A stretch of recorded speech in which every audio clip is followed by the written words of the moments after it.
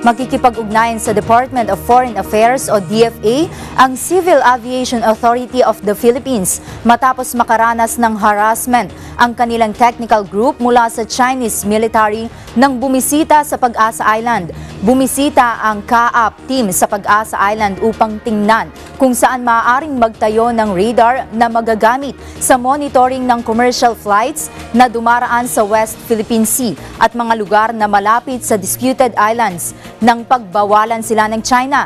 Pero dahil wala namang iba pang lugar na malalapagan ang eroplano, minabuti nilang ituloy ang pagbaba sa nasabing isla. Samantala, ipinauubaya na ng Malacanang sa DFA ang nasabing insidente sa West Philippine Sea. Sinabi ni Communications Secretary Sunny Coloma na bahala na ang DFA na magbigay ng kaukulang pahayag sa pangyayari.